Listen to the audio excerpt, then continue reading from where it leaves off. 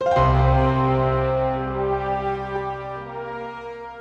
good morning. My name is Chaplain Tony Check. For those of you who have not met before, and also for our recording audience, I know the rest of you know me this morning. This morning we are going to be talking about advising the command.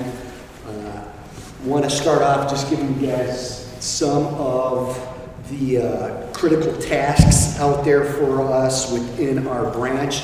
You can see a number of them all in this area of advising the command.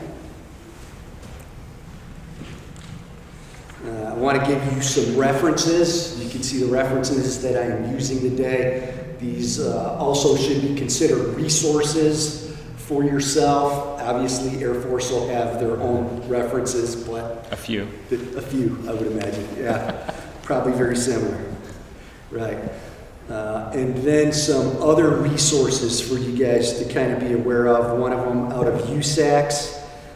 So there's some really good resources on that site, the BOLIC Handbook, C4 Smart Book, Ethics Smart Book, World Religion Smart Book, and those types of things. And then also where you can download any of our ARs, FMs, and ATPs, etc. So this morning we want to talk about advising the command. Part of this is going to be a review of doctrine for us, and really the goal is for us to be able to integrate our UMTs into discussions with our command and also our staffs in this area of advising them, right? And so what you should be able to do when you walk away today is you should have some sort of deeper grasp of internal and external advisement, and you really ought to know some of these key references that we're talking about today. So real quick, for the group, what comes to your mind when you hear that word advisement?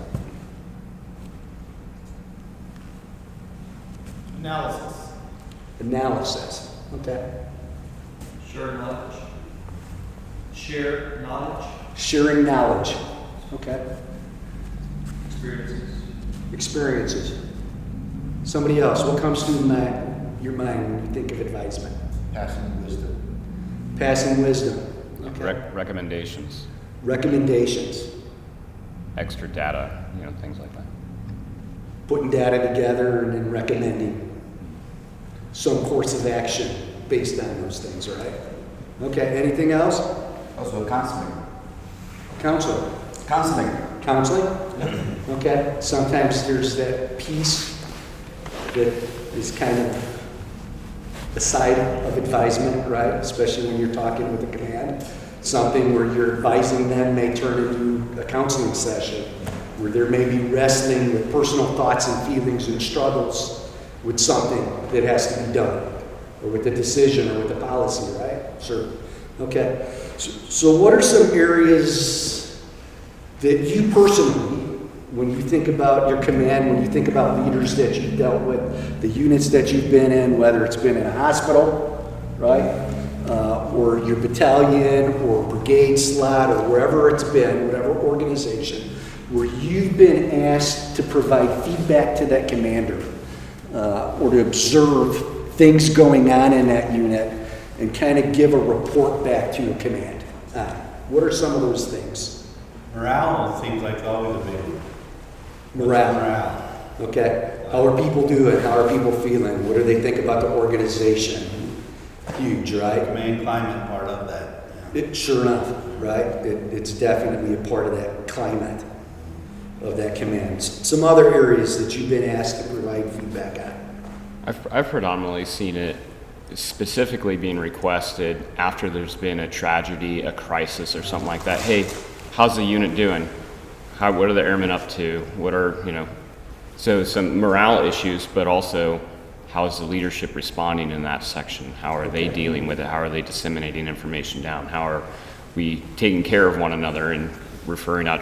So that's when I would get more of a tasking to provide feedback. Sure. Whereas like the first question, the word advisement, sometimes I'm bringing things up that they're not aware of. Sure. I'm advising the elephant in the room.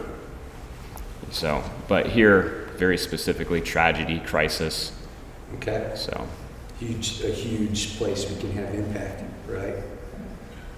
Some other areas that you've been asked to give feedback. Also, when the morale is low, Okay? they don't get things done, and the commander feels worried, and he feels that things are not going on well. They can tell the chaplain, if he can lose around and find out what is wrong, since they can't get things done and the morale is low. So Circulate, find out why, and what can we do to fix it, right? Bill? Just kind of check on your high-risk soldiers. Okay, a huge piece of it, right? I know my time when I've done rear D, reserve task force type stuff, right? But even in a regular unit is what's the status of all your high-risk individuals, family situations, how about your leaders, right? Or other key individuals within an organization. How are they doing with whatever risks or problems that they have going on? And sometimes the command may look at you and go, how do we fix this? We're seeing all of these trends in this area. How do we peel back that onion and fix this area, Chaplain? Right? I think of some other areas that I personally have been asked to provide feedback on. The religious accommodation piece, right? Especially over the last year and a half, when we've had some significant changes to that process a number of times, a number of information papers and other training products came out, and I had commanders being in a TRADOC unit going, what do we have to do now to wrap our brains around this? What do we have to do to take care of these soldiers? Many of whom are doing very unique religious accommodation requests, right? And that's one environment where you will tend, if you ever end up in TRADOC, where you will tend to see that, right?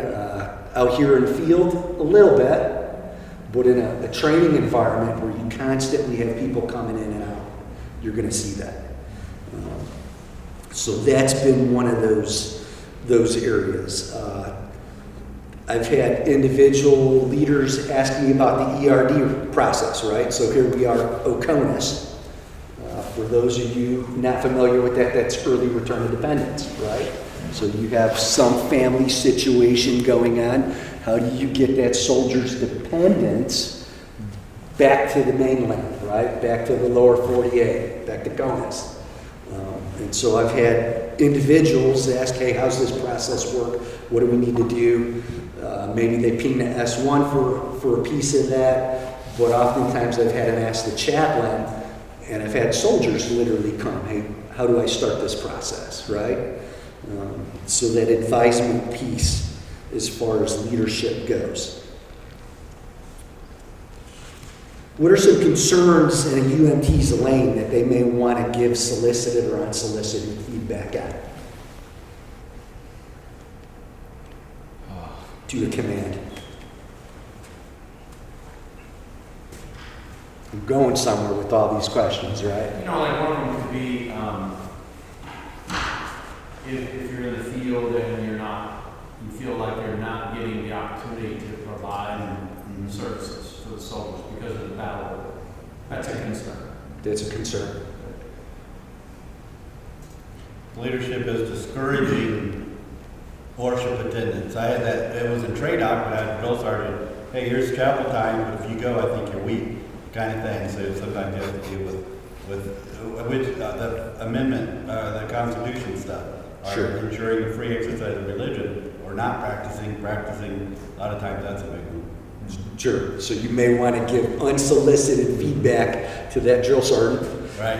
And to that chain of command going, hey, you can't infringe on that soldier's free exercise, right? Yeah, definitely don't want that hiccup. Commander doesn't want that hiccup, right? Some other areas. I think we also have the ability to speak in when we see leadership deficits and errors, because we can come gently to the commander and say, hey, I've talked to this lieutenant about like the way they're addressing things or whatever, and things aren't working out, morale's low, mission's not being done, having problems with. We can address those things unsolicited, without being solicited. Sure. So again, we can bring up things that no one else may not bring up at all. Why? Well, we have the commander's ear, and we have Okay. You know, and one of the things here though is like keeping confidentiality, things we do know, kind of blockaded from being exposed. We could say certain things in general, Sure. but like when we get to the specifics in that confidentiality range, I think we have to rightly discern. Discern what do we tell and what don't we tell? Yeah. What do we disclose? What don't we disclose, right? But we have the ability to shape. And because of our unique position as members of UMT, RST, right? We have the ability and should have the ability to freely go anywhere within a command. There should be no place that's off limits for you as a chaplain or an RAS, right? No place whatsoever. So, and I'm not gonna hit you on this last one, but I want you to think about it for a second. Are there different pieces we may have to advise a command on in a garrison setting, right? Where we're here working with a unit, things going on within a unit, or when they end up making us pack our bags, put us on an airplane, and send us downrange somewhere. And I think for most of us who've been deployed, we would say yes, there are some very different concerns in that area, right? So, Army doctrine notes 2 required capabilities that are provided by the Chaplain Corps, right? These are required capabilities of our branch for both the chaplain and RAS to be able to provide these things, right? Specifically, 1, we provide or perform religious support, right? And the language in it is we provide that religious support. And then the second thing is we function as staff advisors. We advise the command function, right? And so really what we are doing in that capacity is, as the Army's main mission is to fight and win our nation's wars by providing land power, Air Force air power, right? Amen.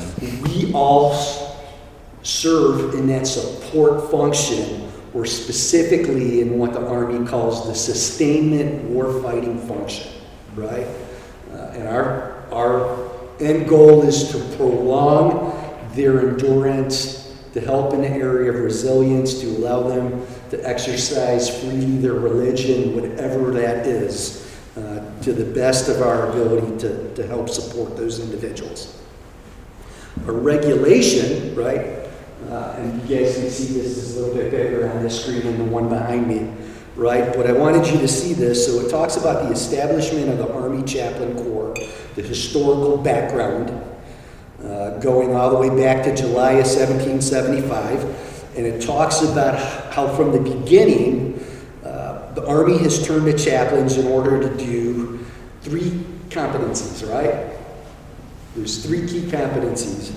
Nurture the living, right?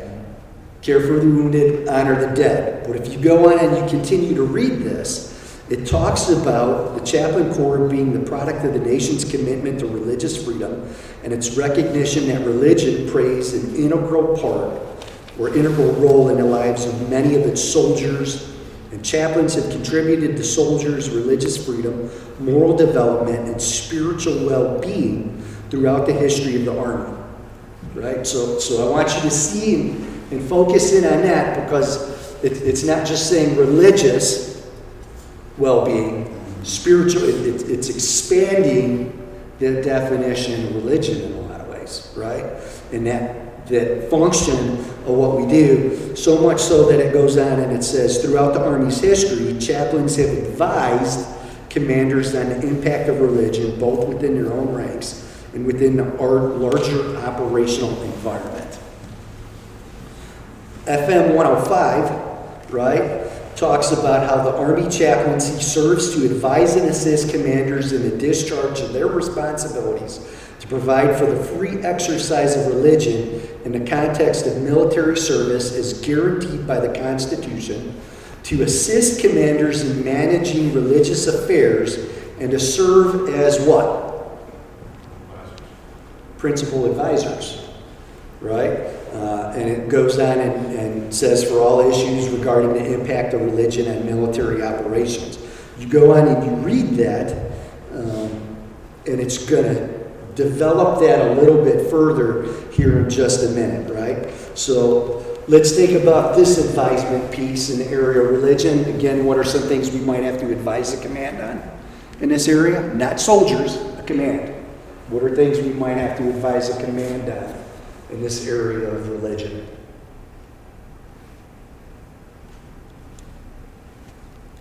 So I've looked at my wing commander and said, sir, you do understand you are the senior religious leader in the wing. I execute the program. It's his program. Yep. Her program. So I don't want the weight necessarily to be on me that he's just trusting me to do everything, but the weight is on him to ensure I can carry out what needs to happen. Okay. And so transferring that weight and the responsibility appropriately so that I have the freedom to operate the way I should. Sure. But if I own all of it and don't give any of it away, I'm in a bad place Sure. real quick. And you have no head cover. Right. You have But no when head he cover. knows, It's their and program. he's aware, or she, if that's the case at some point in time, I think Okay. it's much smoother because they know the weight is on them to ensure that the Constitution and the rights and privileges of the airmen are not violated. So advising them that this really is a key concern of theirs as well. Absolutely. Right? Yeah, definitely. Some other ones. Some other things in this area of free exercise we might have to advise on. Operational impact of religion, both in the AO as well as within the formation. Okay? For instance, things like mandatory fasts for religious people. How that might impact, again, the percentage of the formation's ability, to perform and, Sure. what accommodations could both still allow them to complete their duties, but in such a way that also doesn't infringe upon their religious rights. Okay. Likewise, in particular AO, an external sense of how does what's going on in the with indigenous populations' religion potentially impact operations that we're planning. So if everyone's going to be traveling, for instance, the roads are going to be busy. People are moving to to go to a particular pilgrimage site during this time of year, or that it's a time for families to gather together. That sort of thing might impact what we're planning. Sure. Is going to definitely affect movement and what we may want to do in an area or what we may not want to do in an area, yeah? Yeah, we can also come up with this advisement on the issue of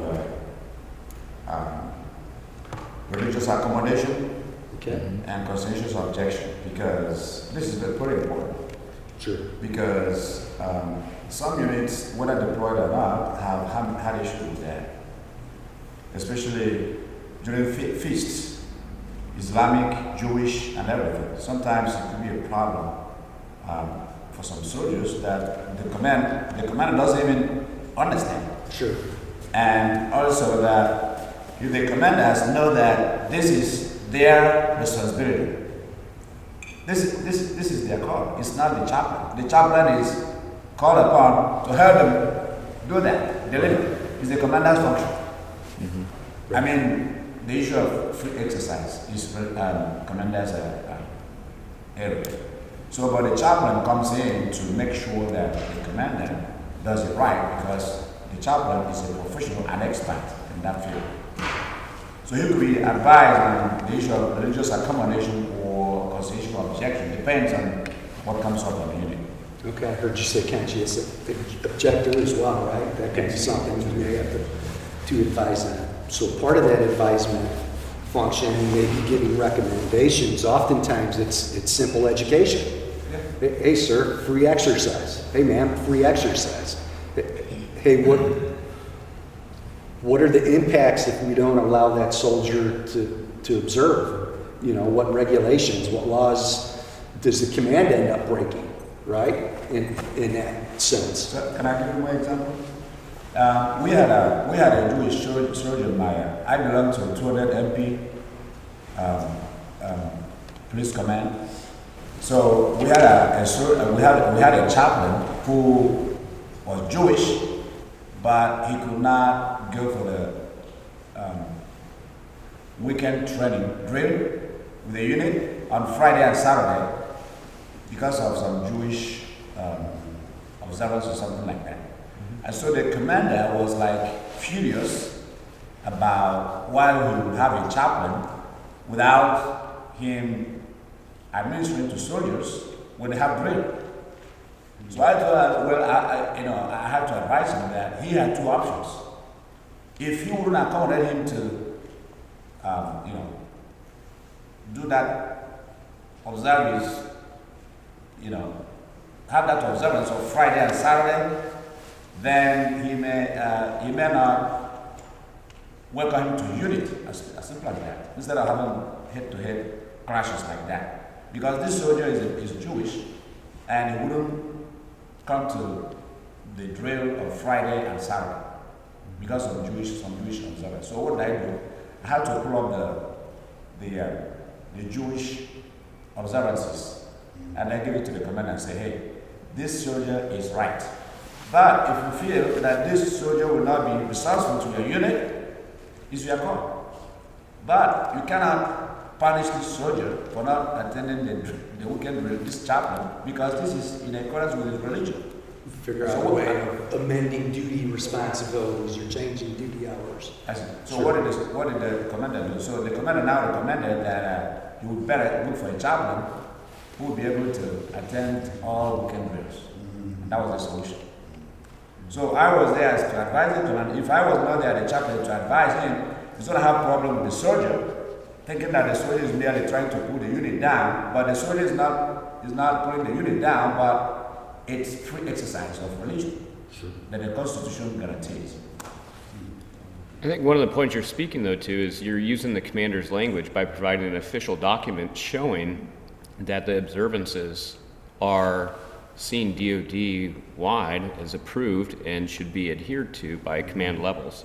So we have to have that language of the command, which I know the Army does that very well in the schooling and training in step with the other command levels, but we have to speak their language. We do. It's a credibility issue, isn't it? Right. And speaking of language, we also, and I like what you said, in the way of being advisement, that we're using a bit of wisdom. Because we use the regulation to help the commander of his own program, but when we're being the advisor, we're being that counselor that helps understand the spirit to help keep the cohesion of the unit, as well as the well-being of the soldier in mind. And that's pretty good. That's where that analysis piece comes in. It's not just a matter of saying, here's what the regulation says, here's the situation. It's how to apply this regulation to the situation, and what are the potential second and third order consequences if you choose option A or option B or option C or whatever. Good input. Good. So, another question for you. Do we advise on more than just the area of religion? I see a lot of north and south, up and down on this one, right? So, who says that it is our role, right? And I got to include the mics in this as well, right? I don't know if they're on the Air Force side, or is there 56 mics, so we call them mics sometimes. Who says that it's our role to be an ethical advisor or to advise in other roles? AR 165-1? AR 165-1 is exactly that, right? So you can see the language right there. It says, as a professional military or religious leader, the chaplain must have the capability to perform or provide religious support that accommodates the soldier's right to the free exercise of religion and support resilience efforts to sustain soldiers, family members, and authorize civilians. And then that second point, as a professional military religious staff advisor, the chaplain advises the commander and staff on morals, morale, ethical issues, and the impact of religion on all aspects of military operations. So it's our own doctrine, our own regulation going. We're not just professional clergy in uniform, right? We're professional clergy in uniform, but we're also staff advisors. So I was deployed in 13 to Gitmo as a brigade chaplain there, and when I came across this, I started trying to find out, because I didn't want to present ethical issues that could be deemed as my faith preference. So how do I do that? So I even got a hold of different agencies, like, does anyone have a slideshow on what I could present, and then maybe I could graft in things that I think are important? There was nothing. So when it comes, we're called the ethical moral advisor, but yet there's no standard on how to do that. It's a lot of gray area, but are there any products on that exact issue that we can present? And for years, the Army's had, I mean, there were publications, moral leadership training and character development. 60s, 70s, so stuff was going on.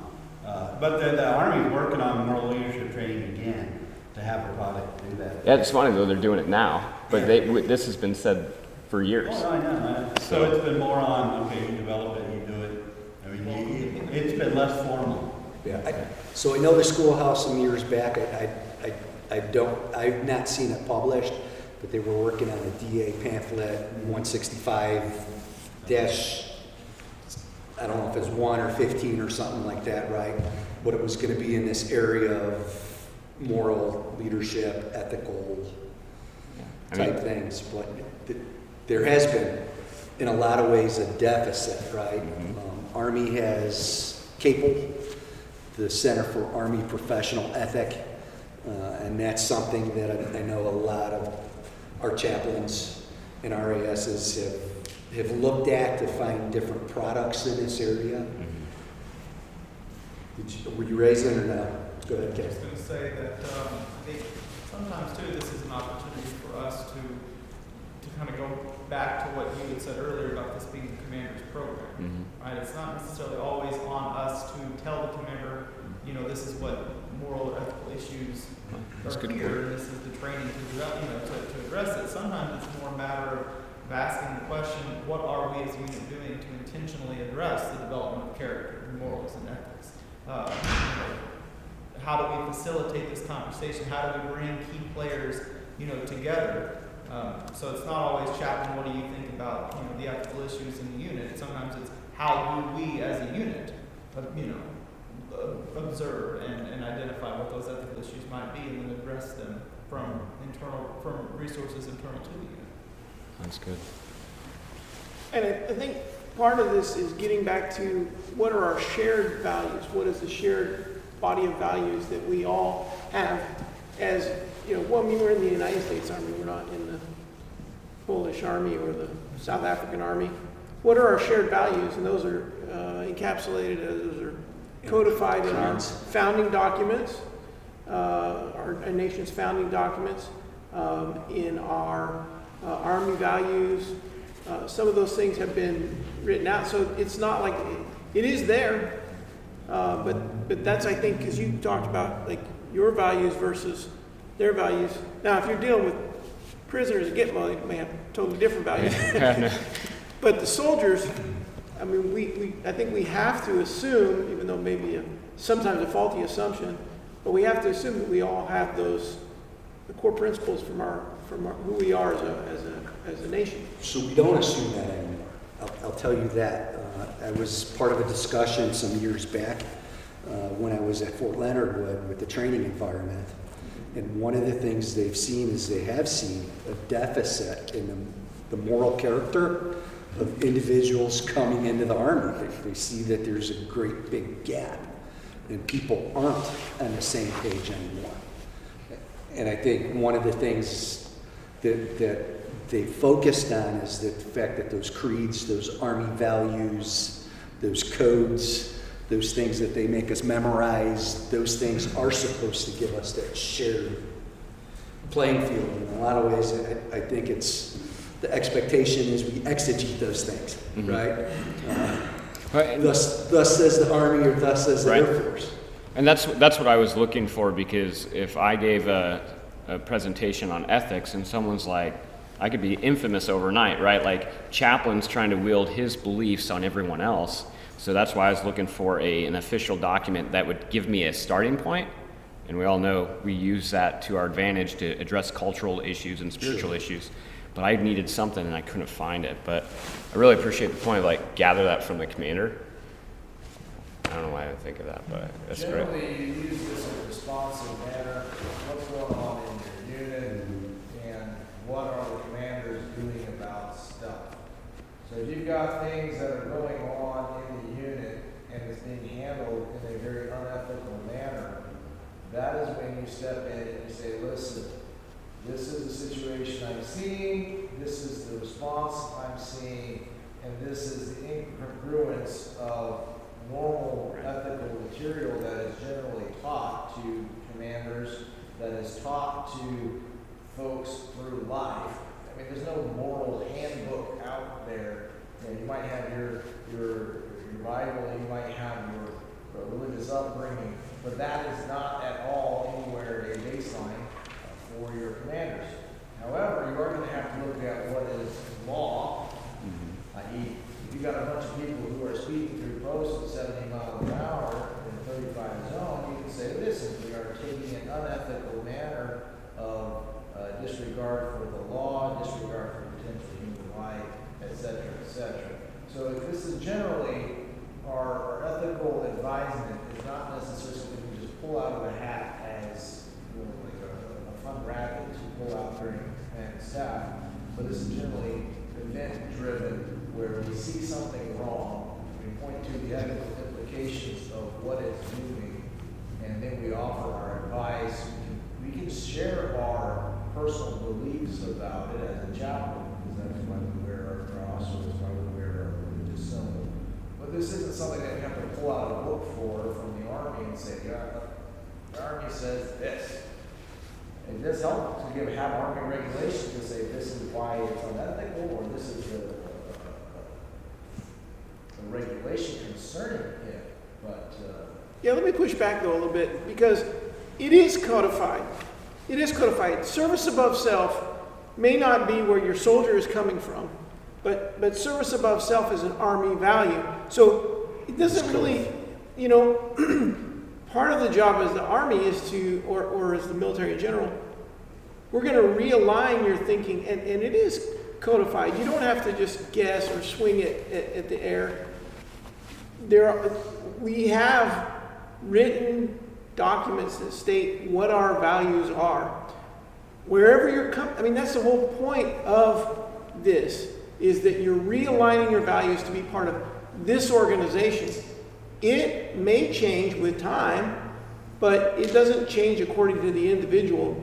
The idea that all people are created equal. This is in our founding documents. Even some of our documents don't line up with our founding principles, but the principles remain regardless of how we feel about it or regardless of what this generation believes. These things are written, and you don't have to guess. I mean, that's why we have Army values. That's why we have the Center for Professional Ethic, and they do have documents, and you know, those are pretty easily found, actually. And in practice, a lot of times there's a knee-jerk reaction, and we are doing it in response to something's happening. But all the branches get it. The bullet course, there's a block of instruction on ethics, on warrior ethics, and you grapple with that. Of course, the baseline are the Army values, but you know, they grapple with where do those come from, or where do our values come from? How do we react then in real life situations? And then in the advanced courses for all the branches, there's a block of instruction on developing a moral or an ethical command climate. So they get that. It is, like I say, it's codified, and they get it in those courses, and I'm sure higher up as well. But how much of it they retain and actually put into practice, that's where the unit chaplain then is able to say, you know, chime in and provide that additional training and advisement on here's what the way we need to go. You know, I think in some ways it's probably an area that a lot of chaplains shy away from, right? Why? Because we go, I've got a set of values, right? I've got a set of values that I preach and I proclaim and I teach, You know, then the Army comes along and says, here's these values, here's these codes, here's our institutional values, and we go, hey, those are nice, and you know, they don't, I haven't found one that goes against something in this book, right, you know, but I think that sometimes is a struggle for us, right, because we have this, we're coming from this perspective first and foremost. Kind of a dovetail, but a stretch to where we say in your question, or advise in other areas. Because ethical and even but values may be pluralistic in nature, but our ethics and stuff not as a training standard, but also as a definitive language. Some things that are not definitive that I think collect from a necessary pool of wisdom from the chaplaincy and the position that we endear is in other areas that are not necessarily where we have pool, but definitely have counseling needs to be an advisor, not in counseling per se, but in that direct thing of advisement. Let me give you an example. My first rotation of 2 in the NTC, going to the side of the talk, and it was a show. And things were coming heated. And I had 2 04s, maybe 3, they're just sitting there, looking and watching, fly on the wall. But after things got to a certain head and they shut down and then went to normal operations or trying to get ready for the next product, I don't think it's possible for a lower rated snagging one, but I literally pulled them both, said, I need you here now, and gave them some advisement about the effects of what they're both trying to do. But what happens, in other words, a real staff advisement, staff cohesion is important to command. And sometimes in these other areas, when we don't have a pony in the fight, such as whether it's in a rating chain or trying to one up anyone, that they can, if you have a level of trust established with the staff, you can be an invaluable asset to help them into cohesion. You have the right and ability to speak into the situation. And I saw how it really affected that, and they trusted me enough to listen to the words of wisdom. I'm not saying I'm honest, but it's just, it was wonderful to see the effects and be able to pull that people were even over. Sure. All right, well, let me keep going so we keep on track. The bottom line is the Army says that we advise in some other areas as well, and you can also see this one. This is out of the FM again, and it says, as the professional military religious advisor, the chaplain advises the commander and staff on religion, ethics, morals, and morale, and impact on all aspects of military operations. ATP ends up using the exact same language. I did include this in here. I'm not going to take the time to go over it in depth, but I did want to show this to you. And one of the things you just kind of got to be aware of is Army also throws the area of culture into this area of religion. They like to interlink them. And they also like to look at us as members of the UMT and go, you have a corner on the human dimension, right? You're an expert on human beings, on what makes them tick, on how they act, how they follow their beliefs, their values, their worldview, how all those things impact and shape them and make them respond in some way, shape, or form, right? So I'm going to leave it with that on that. So just a real quick summary. We advise commands is a core capability. Not only do we perform or provide religious support, but we also serve as that staff advisors. So what's the scope or the breadth, the width of our advisement? So the document behind me gives you a little bit of insight in that. Somebody go ahead and hit some of these roles and responsibilities for us as personal or special staff. You can start here. It says roles and responsibilities include advising in the following areas, but not limited to. Somebody go ahead and start reading that list for me, if you would, please. The religious needs of assigned personnel. The spiritual, ethical, and moral well-being of the command. personal impact of command policies, leadership practices, and management systems. Plans or programs for advancing Army values and soldier or family resilience. Religious support, operational plans. Construction, renovation, and maintenance of religious facilities. Ethical and humanitarian implications of operational decisions. Pretty big. Some of those things can put a command on the 6 o'clock news, right? What else? Analysis of the impacts of indigenous religions on military operations. Use of chapels and equipment. Okay. And then recommendation of table of equipment, mission table of essential equipment, and what that TDA, what that unit makeup is, what kind of personnel should they have, what kind of equipment should that unit have, right? We weigh into that unit mass cal response. Are there other things that we throw up there that you can think of off the top of your head?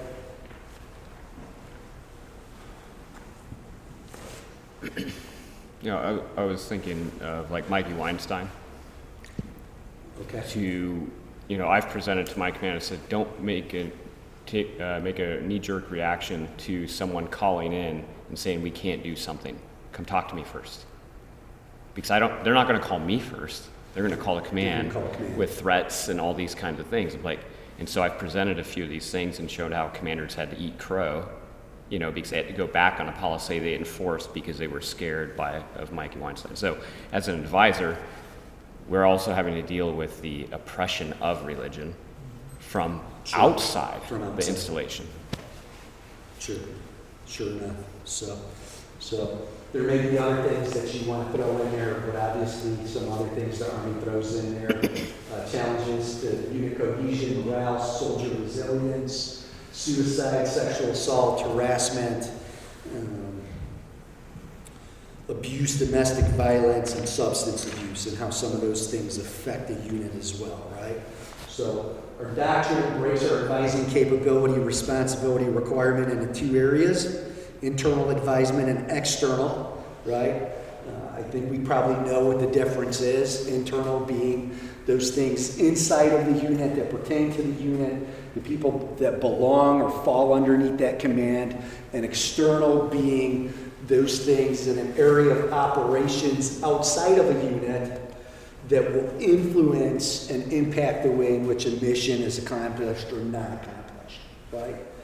It'll hinder in some way, shape, or form, or can enhance that mission accomplishment in there. And this is the definition out of ATP's external advisement, advising commands on the impact of religious and cultural beliefs and practices external to a unit, right? So key example of that, unit wants to do patrols. They have to do patrols in the area of the mosque.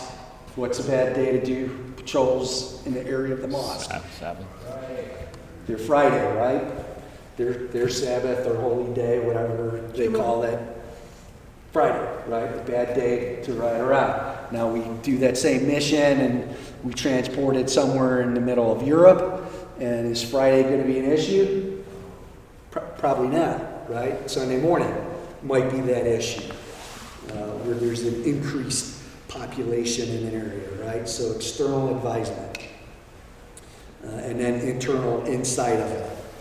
So I pulled this out of the World Religions and Advisement Smart Book. You can go ahead and take a second. I'm going to give you a minute just to read that.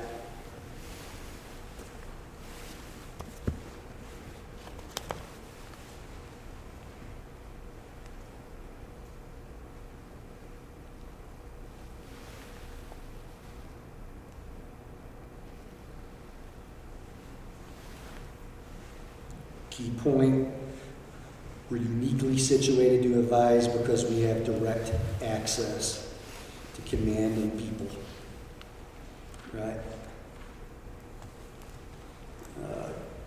Another one continued, where religious leaders as such influence and motivate the command to act in the best interests of the unit, of its people, right? We care about people. How does this training schedule, this increased constant tempo of training, how does that impact the soldiers? How does that impact their families? We know that they're getting ready to go on a deployment in 3 months, and we've been training for the last year, nonstop. Are we going to give the family time? Sir, are you really in a position, sir, ma'am, to say to that family, the soldier has to train this much, and they can't have any time off. They can't have time at home because you're worried about how they're going to perform, right? What's that balance of taking care of them? What an Army covenant about families say, our families are so important, whatever it is, right? And then we put forth those actionable recommendations flowing from our knowledge as a pastor, a caregiver, and that staff officer. And I've got one more in there, but I'm not going to take us over that, right? So, external advisement, right? So, it's the UMT's required capability to advise the command on how religion shapes the battlefield and impacts the unit's mission throughout an area of operations. And the aim of it is to help that commander and that staff clearly understand, or more clearly understand, how religion shapes the battlefield, impacts mission success. How do they get the mission done, right? Understanding that human dimension that people are willing to what? Live for, die for, bleed for, in many instances, right? Incredibly important, right? And then how do we build relationships and trust in that kind of an environment? So what kind of products might we be asked to provide from an aspect of external advisement? What are some of the products of external advisement? You guys ever heard that phraseology before? What might a commander look for? What might your branch say, hey, you should provide this to your chain of command? So that would be internal, right? You're talking about religious analysis of the area. In our area, right? So that would be where we might give them this religious area analysis, the research and information that we or somebody else has pulled up on all these different factors and how religion intersects with it, right? Specifically, political, military, economic, social, information, infrastructure, and how all these various things intersect with religion.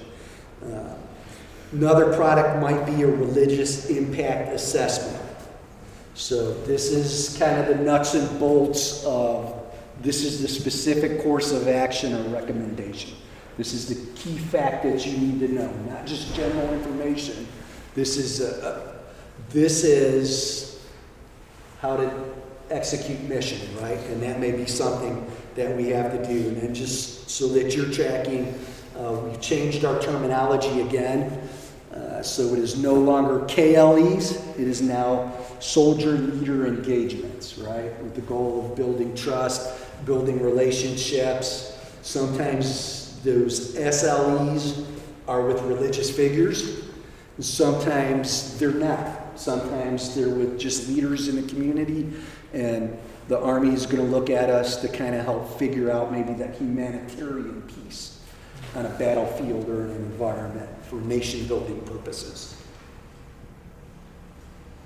So, what makes a good advisor? Right? So, that professional competence, you got to know your trade by all means. Or else that command is not going to want to deal with you. If they don't see you and view you as competent, if you're not engaged with them, right, then why should they take your advisement? Why are they going to allow you to walk into the door? Your commander is probably not going to crack that door open for you. They're going to say, hey, chap, I'm busy, come back later, right? And I don't know if you've seen them do that to UMTs or not. I have seen that happen to UMTs before. And it's because they didn't have that professional competence, they weren't self-aware, they didn't listen objectively, right? It was only all about them and their perspective and them beating whatever drum it is that they wanted to beat. instead of trying to go from an institutional perspective, what's right? So, you had something, Dan? Generally, if you're bringing an ethical situation to your commander, there's two options. Either he doesn't know about it, or he's very well aware of it. And the idea that it's something going on in the soldiers, and they're complaining to you about it, or they're bringing it to you about it, one, that's positive, they trust you. Two, if it's something that you have a responsibility to fix, or responsibility to provide ethical advisement for, that commander does need to have the understanding that you are bringing important advice to him. If you don't have that type of relationship, that's going to be a problem. And you do need to have that weight. Secondly, most commanders are very, very interested in fixing problems in their units. I've yet to find a commander who looked at me and said, Chaplain, I don't care about that. Most don't want to wind up on the 6 o'clock news. Most of them don't want to come up on their commander's grid, right? Going, hey, this is a problem area, and you're part of the problem, if that makes sense. So thanks, Dan. Part of that too is looking at what do we not bring to the commander's attention. There's confidential stuff, obviously. Okay. Some sites, I've seen chaplains who kind of gone to the extreme of every single complaint that a soldier brings to them, they then run to the battalion commander or higher and try and communicate that, which probably the vast majority of those aren't actionable, Sure. and aren't necessarily rooted in anything other than soldier discomfort rather than an actual moral or ethical issue. So being selective with what we choose to bring, it can also lend itself to that sense of professional competence, of I can trust him or her when he does or she does bring something to me, because they don't bring everything. There's a layer of analysis, a layer of, So I hear you saying we have to end up exercising discretion on who do we go to, who needs to know this information, right? Army saying is we handle things at the lowest level. If the lowest level can't handle it, or if it's a problem that is bigger than the lower level, then somebody else needs to know it, right? Sometimes we can handle things in that platoon level. A lot of times on that company level, they can be handled. The battalion level, if you have an issue and you're going, command knows about it, they don't care, this is immoral, unethical, illegal, then maybe that becomes a conversation that you have with your technical supervisor, your brigade chaplain, or your division chaplain, or your garrison chaplain, right? And elevate that to go, hey, there's this going on, I've tried this, I'm not getting anything, where do I go from here?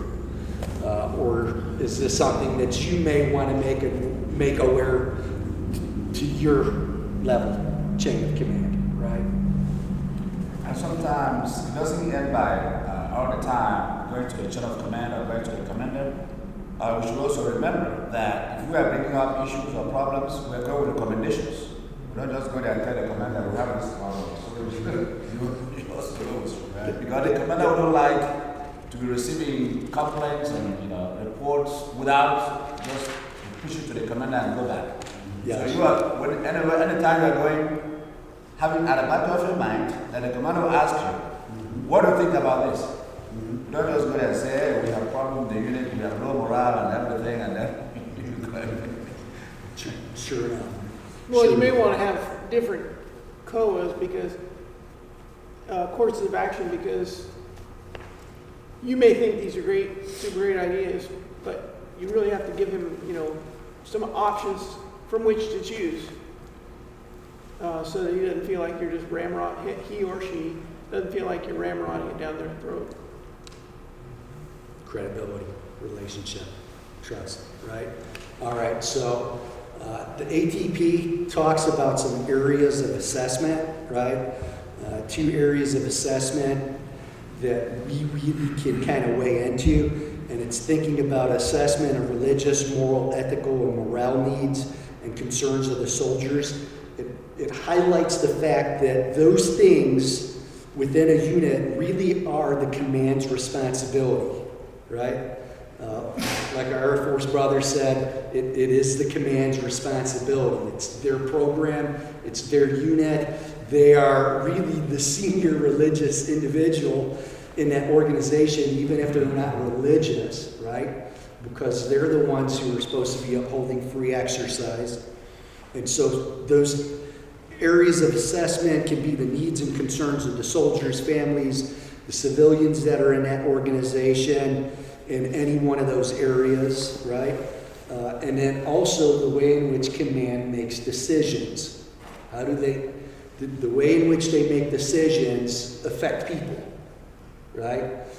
You've seen it, the way in which a unit trains or fails to train affects people. The way units handle downtime, right? Reset time, and the way they don't affects a unit. The way in which they handle soldier leader issues, the way in which they handle UCMJ infractions and all those things, the way they handle leaves and passes, personnel actions, all affects morale within a unit, right? So some ways to kind of assess. And so a little bit deeper for your thought afterwards, just thinking through the needs and concerns of the people, through personal observations, discussions you have with them.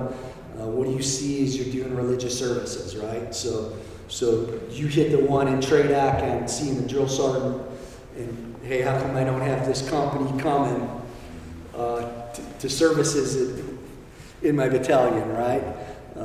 Those end up being personal observations sometimes in some types of units you're able to make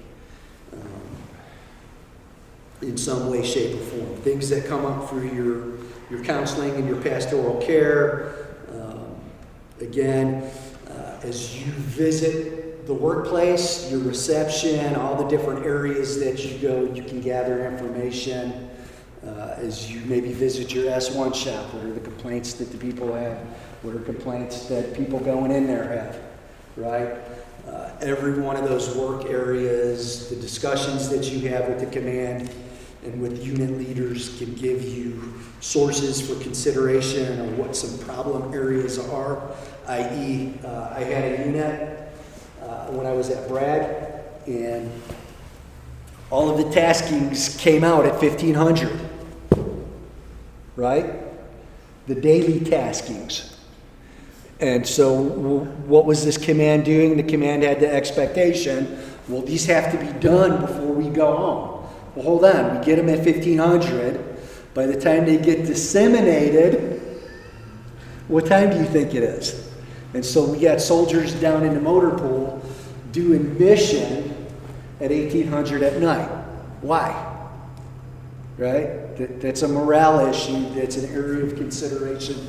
That's something, if we're walking around, we can quickly spot in the types of things we can address. Hey, how come your golf company is always down in the motor pool at 1800 when everybody's supposed to be gone at 1630, 1700, right? And then this one came out of the Chaplain Captain Career Course Smart Book for Ethics, some areas of concern in the ethical area, evidence of moral disengagement, such as dehumanizing the enemy, red flag, right? Factors such as secrecy, off-limits areas to the chaplain. Hey, chaplain, you can't be here. I'm pretty sure I can. I have a secret clearance. I'm a chaplain. I work for the commander. You know, I'm his or her eyes and ears, right? Which I think I've never been in a unit where I've not had a commander go be my eyes and ears chaplain, right? Disregard for SOPs, rules and regulations, and then how they handle stress and crisis within a unit, right? So,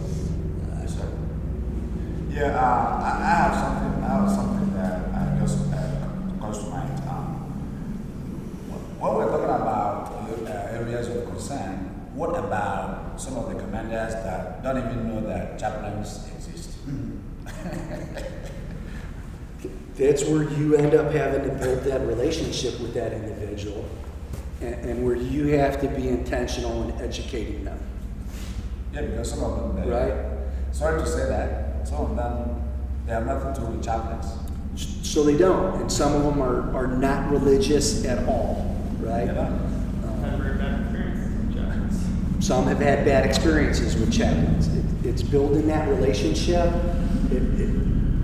If we're coming to them with legitimate problems and coming to them with solutions, and they see that we care, they see that we're competent, then more than likely they will give us a hearing. And the reason why I'm saying that, I'm saying this with this example. I was in Romania, and one of the commanders at the time had to try to convert the chapel for, all the programs he had without consulting the chaplain. They were like converting the chapel for, some of the issues. It became a battle. Because it was reported to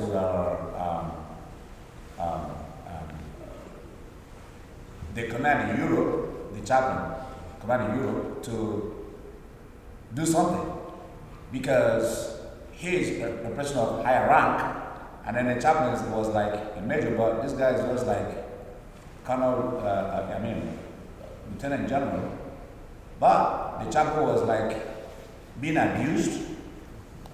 So they had to pull up the documents to prove to him that the chaplain is a no-go for anything other than religious services, anything that has to do with the chaplain corps, except with their permission and in alignment with the regulation for what the chaplain should be. So, but that was fought out, and that thing was resolved. But it took a long time to get it resolved, because the chaplain was like, anything goes. And that's why that education piece is so important in the advisement area, right? To keep commanders out of hot water, right? We should have their back in a lot of ways, not covering over wrong stuff, but going, hey, this is wrong right here. This is why it's wrong. This is how we fix it. Just gonna make one quick point on the previous slide. There was a bullet on there about units that aren't organic to your particular unit or task force. And as we're thinking about internal and external advisement, sometimes that can be a place where there's a little bit of an overlap, or at least it can feel like that. I mean, if they're assigned to you, then it's internal advisement, but it can feel very external, because especially in our NATO type culture right now, military wise, we have the opportunity and the challenge of interoperability. We're working with sometimes a company or a battalion of soldiers from an entirely different culture or religious tradition. And we, a lot of times, I don't know everybody else, but for me, can get into my own kind of box of thinking of this is how my experience with American U.S. Army infantry type units has shaped the way I provide religious support, or this is how me as an Anglican priest conceptualizes religious support. But when you're all of a sudden now working with the Romanians, right, or the Georgians, or a unit from Poland or whatever, you have to start thinking about things like religion to them is significantly more important than it is to the average U.S. soldier. So for us, religious accommodations for things like Good Friday usually is not going to be a deal breaker for commanders. If you're working with soldiers from Georgia or from Romania, it really might be. And they observe Good Friday a week or 2 weeks later than your average American unit would. Yeah. And so those are all things we've got to get out of our box, because especially if you're talking about integrating in and developing that trust and that relationship with those soldiers from another culture, another tradition, overlooking something like that can be tremendous. And they often don't feel the ability to advocate for themselves because they don't want to appear like they're asking too much or that sort of thing. So that's where our advisement comes in. The commander is not going to be thinking about Romanian soldiers celebrating Good Friday 2 weeks after his soldiers does, unless we bring it to their attention. Not at all. Not at all. All right, let's wrap this up. So Again, 2 key references that you really should be aware of. Something worth digging a little bit deeper into. You can see what's out there. We have 5 ATPs now within our core. The latest and last one came out August of 2019. If you are not tracking that, that is religious support and casualty care. And these are obviously in addition to our AR 165-1 and FM-105. So bottom lines is we advise commanders, right? We need to be able to speak their language. We are expected to advise on both internal and external matters in multiple areas, not just on our religion, but on religion, period, and multiple facets of religion in the area of ethics, in the area of morals, right and wrong, namely, and in the area of morale, right? So, and it's that provide religious support or advise the command capability. Any questions?